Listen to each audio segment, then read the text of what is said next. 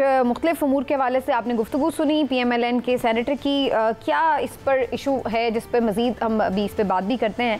लेकिन चौधरी साहब थोड़ा मैं इस पर ज़रूर बात करती हूँ। हमने चूँकि जुडिशल रिफॉर्म्स की बात की, कल हम देख रहे हैं एक अहम केस की समाअत भी होने जा रही है सुप्रीम कोर्ट में मखसूस नशिस्तों के हवाले से।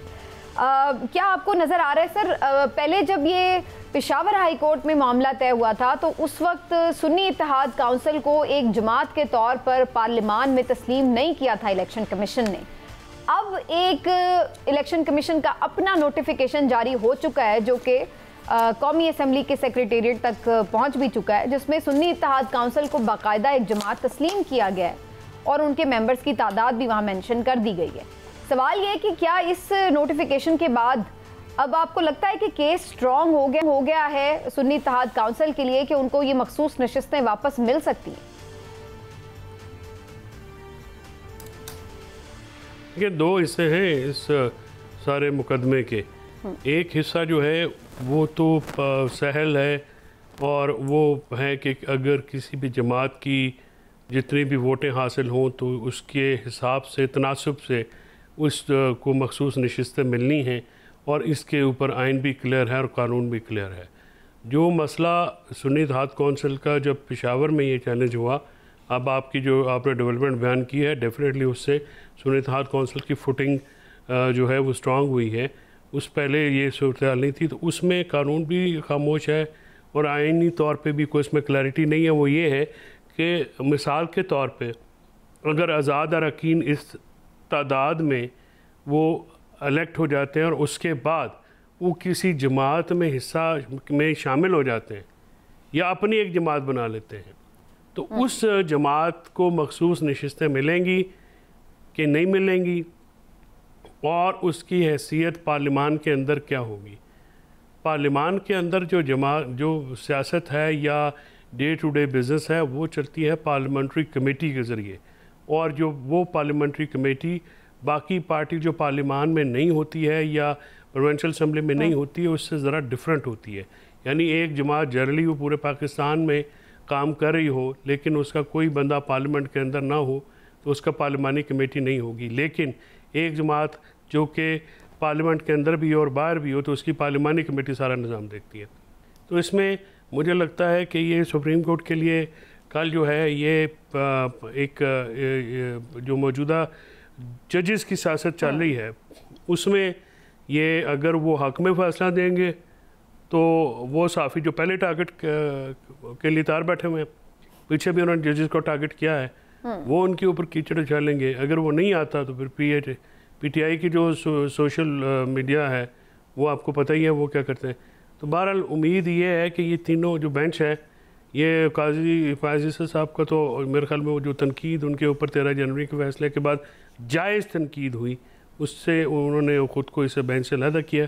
एक अच्छा वैसे भी ये एक मफादात का टकराव भी होता ना इमरान चौधरी साहब, कल तो फैसला अगर काजी साहब खुद बैठते तो ये इसलिए भी अजीब होता क्योंकि जाहिर है आगे जो ये तरमीम होने जा रही हैं वो सीधी सीधी इन मखसूस नशिस्तों के साथ लिंक्ड हैं, तो ये लगता कि जैसे लेकिन मफादात का टकराव अब भी किसी तरह है इमरान साहब, क्योंकि जस्टिस मंसूर अली शाह साहब जो हैं वो भी इस केस को सुन रहे हैं और वो इसको हेड भी कर रहे हैं। अगर ये तरमीम हो जाती हैं तो इस सूरत में मंसूर अली शाह साहब को मज़ीद 2 साल इंतज़ार करना पड़ेगा चीफ जस्टिस बनने के लिए, और अगर ये तरमीम नहीं हो पाती तो वो फिर जल्दी उनकी बारी आ जाती है। तो आपको लगता है कि ये इस सूरत में ये मखसूस नशिस्तें फिर एक डिसाइडिंग फैक्टर भी हैं इन लोगों के लिए, इन जजेस के लिए भी, खुद अपने लिए भी, तो इसमें फिर मफादात का टकराव तो रहेगा चाहे मंसूर अली शाह साहब सुने या काजी साहब सुने। देखिए समीना साहब, मैं तो ज़ाती तौर पे जस्टिस मंसूर अली शाह साहब को या जस्टिस फाइज ईसा साहब को मैं ये समझता हूँ कि हमारे जज साहिबान हैं जो वो इतने मीन नहीं होते कि सिर्फ अपने एक फ़ायदे के लिए पूरा केस ही उल्टा दें। हमारी एक रीत बन गई है कि हम हर फैसले पे तनकीद करना या हर जज को तनकीद करना, अपनी मर्ज़ी पे तनकीद हो जाए तो जायज़ तनकीद करार दे देते हैं, अगर अपने उसमें हो तो हम नाजायज़ फ़ैसला करार दे देते हैं। ये है हमारे हाल मियाँ। लेकिन प्रॉब्लम सिर्फ ये है, जो आइन पे फैसला आता है ना, मेरी गुजारिश वो खुद बोलता है, उस पे कोई तनकीद करे ना करे। मैं गुजारिश करता हूँ ना, खुद बोलता है लेकिन हमारे बहुत सारे लोग ना इंडिपेंडेंट राय भी रखते हैं। जरूरी नहीं होता कि हर कोई अपनी एक बायस रखता हो, कुछ लोग होते हैं इंडिपेंडेंट राय रखते हैं, वो उनकी राय भी बड़ी मैटर करती है। बहुत सारे लोग होते हैं, लेकिन असल इशू ये है कि क्या आप जिसको इंडिपेंडेंट समझे या मैं इंडिपेंडेंट समझूं, हो सकता है आप किसी को इंडिपेंडेंट समझे और मैं ना समझूं, या मैं समझूं और आप ना समझे, ये एक परसेप्शन और अलग तरह का। बात ये है कि इस तरह से होगा क्या। मैं ये समझता हूँ ज़ाती तौर पे कि ये जो केस है इसमें जिस तरह चोई साहब ने कहा बिल्कुल ठीक कहा। मेरी कुछ आइनी माहिरीन से बात हुई और कुछ बड़े सीनियर वकला से भी बात हुई है। अब वो ये कहते हैं, जो आइनी माहिर समझे जाते हैं, वो ये कहते हैं कि ये मामला जो है यहाँ आके अटकेगा, कि क्योंकि जिस वक्त ये सीटें हुई थी उस वक्त तो उस जमात का वजूद ही नहीं था। लिहाजा जिनको सीटें मिली अब उनका मौक़िफ़ ये है कि जी वो सीटें तो उनके पास रहेंगी, तो इनको कुछ नहीं मिलेगा। लेकिन अगर इनको नहीं ही कुछ मिलता तो फिर वो खामोशी जो है आइन की, उससे इन बेचारों का तो नुकसान है ना, क्योंकि बहरहाल सीटें तो इन्होंने जीती हैं। एक देखें पीटीआई का ये नुकसान है कि उसको उस वक्त वो पीटीआई नहीं थी, उसको अपनी शनाख्त के लिए, अपने बचाव के लिए, अपने क़याम के लिए उनसे इत्तेहाद करना पड़ा या उनमें शामिल होना पड़ा। अब अगर उसको भी सुन्नी इत्तेहाद कौंसिल को भी कुछ नहीं मिलता तो वो बेचारे तो बिल्कुल ही फारिग है ना। लिहाजा ये बड़ा एक ट्रिकी सा मामला, और इस पर आप यकीन रखें, चोई साहब की बात से मैं 100% मुत्तफिक हूँ कि जो मर्जी फैसला आ जाए। अभी हम बात कर रहे थे चौधरी साहब नासिर भट्ट साहब से भी गंदम के स्कैंडल के ऊपर।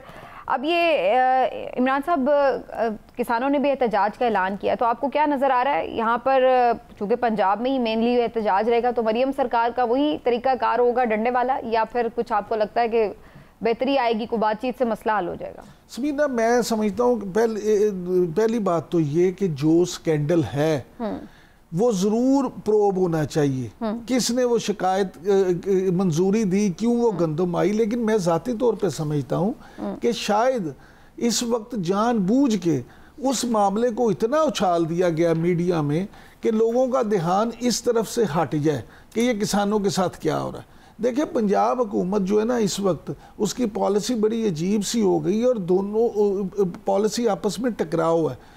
वो कहते हैं ना कि शाम के मुंह में छिपकली ना खा सकता है ना थूक सकता है। उसी तरह से अब एक तरफ इनकी पॉलिसी है कि जी गंदम जो है वो किसान कहता है जी ख़रीदें हमारी 3900 रुपये में, दूसरी तरफ ये कहते हैं जी हमने रोटी और आटा सस्ता करना है। अब अगर ये गंदम महंगी खरीदते हैं तो रोटी और आटा सस्ता कैसे करेंगे? यानी इन्होंने, लेकिन ये 3900 तो इन्होंने खुद मुकर्रर किया था। मैं यही बात आपसे अर्ज कर रहा हूँ कि इनको ये समझ नहीं आई, इनके मशीरों ने इनसे क्या करवाया। भैया आप रोटी और वो जो करते हैं सस्ता करना, जो भी पहले गंदम खरीद लें और उसके बाद कर लें, या उसको करें। किसान आपने गंदम खरीदेंगे तो होगा। और फिर काकर साहब ने एक बात की है, उन्होंने कहा जी अगस्त सितंबर में आप देखेंगे फिर आपके पास गंदम जो है वो उसका फिर बहरान होगा, आपके पास गंदम कम होगी, आप उस वक्त कहेंगे। हाँ जी, कल उन्होंने एक इंटरव्यू में ये बात की। ठीक है। अब मामला ये है कि अगर उनकी बात को भी सच तस्लीम कर लिया जाए तो फिर अभी क्यों नहीं इस गंदम को खरीदा जा रहा है? चौधरी साहब आप इस पे जल्दी से कमेंट कर ले, फिर मुझे ब्रेक की तरफ जाना है। कैसे ये सॉर्ट आउट होगा इशू? एहतजाज बढ़ा था नहीं, सितंबर अक्टूबर में तो आड़तियों के पास होगी ना, तो उनका तो फ़ायदा होगा। ये कोई ऐसी इन्फॉर्मेशन काकड़ साहब ने क्या दी है जो पहले से मालूम नहीं है? यही तो मसला है। जब ज़िम्मेदार के पास होती है फसल तो उसका 2800 रुपये में होगी, जब ये आड़ती या मिडल मैन के पास जाएगी तो ये 6-7 हज़ार रुपये पर मन बिकेगी। तो यही तो वो दावा है, और यही तो जो सारा स्कैंडल, ये जो पैसे कमाए गए हैं सारे, जो अरबों सैकड़ों अरबों रुपये जो है वो लोगों की जेबों में गए हैं, और आप लोगों को बचाने की कोशिश भी हो रही है। यानी मतलब आप देखिए कि जो कमेटी है वो अभी तक उन्होंने कहा जी हमने बुलाया है, तो निगरान वज़ीर-ए-आज़म ने कहा जो थे, उन्होंने कहा जी मुझे तो ना नोटिस मिला है ना किसी ने बुलाया है, और जो सीएम और पीएम जो के उस वक्त थे उनको तो किसी ने नहीं पूछा और ना ही पूछना है। तो फिर ये क्या, किस किस्म की कमेटी है, किस किस्म की इंक्वायरी है? ये इंक्वायरी जो है तो वैसे ही है जैसे मिट्टी पाव काम होगा पहले भी। और दूसरी बात, आपने किसानों के एहतजाज की बात की पूछी है, तो सर कुछ नहीं, कमजोर आदमी है। बात यह है कि वो जो आपने एहतजाज की बात की है, किसानों का एहतजाज जो है वो बिल्कुल ही बेरब्त है, और ये ज़िम्मेदार कितने बड़े ज़िम्मेदार हैं या कितने अरसा हो गया है या इनके पास मैन पावर है, तो ये एहतजाज भी मेरे ख्याल में कोई ऐसा ही होगा जैसे पहले होता है। आधे तो इसमें गवर्नमेंट के अफीज़र होते हैं, वो जाके उनके साथ बात करना बैठ जाते हैं। हर तरफ ही यही सूरत हाल है कि हर जगह पे डिवीज़न जो है उसका फ़ायदा जो है वो उठाया जाता है और वो हमें फिर मौसर एहतजाज बनता नज़र नहीं आता। बहरहाल जी, मरकजियत नहीं है ना जी, एक अजीबो गरीब किस्म का स्ट्रैंगल सा काम है। राइट, लेकिन इसमें फिर छोटा काश्तकार पिस जाता है।